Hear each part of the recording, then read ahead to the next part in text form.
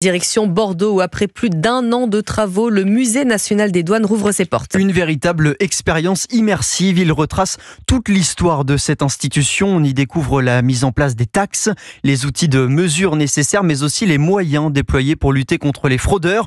Et les premiers spectateurs sont captivés, comme a pu le constater le correspondant d'Europe 1 dans le Sud-Ouest, Stéphane Place. Toute l'histoire des douanes avec les uniformes anciens. L'évolution du matériel. On a toujours voulu faire payer les marchandises qui entrent dans un pays. Et ça, c'est intéressant. Des visiteurs conquis par ce musée unique en son genre. Les tableaux dont à Monet, les sculptures, les uniformes, les magnifiques cartes que les douaniers dessinaient eux-mêmes. Et pour le calcul des taxes à l'époque, cette imposante balance du XVIIIe siècle. Aurélie Guichemer est la conservatrice du Musée national des douanes. Cet objet servait à peser toutes les marchandises qui transitaient au niveau du port de Bordeaux. La ferme générale, qui au XVIIIe siècle à l'origine fouillait les marchandises, est devenue une administration des douanes après la Révolution française. Des centaines de pièces exposées, parmi lesquelles, dans sa caisse, ce lion naturalisé. C'est un jeune lion qui a été saisi à Roissy. Le type de saisie un peu surprenante qu'on peut avoir à faire. La douane contribue vraiment à lutter contre les trafics, mais de tout type. Donc les stupéfiants, bien sûr, sont illustrés, mais pas que. Les douanes, comme le montre cette exposition, source d'inspiration aussi pour le cinéma et la chanson. Oh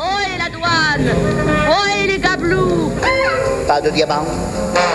Mais non, mon vieux! Heureusement. Bordeaux, Stéphane Place, Europe 1.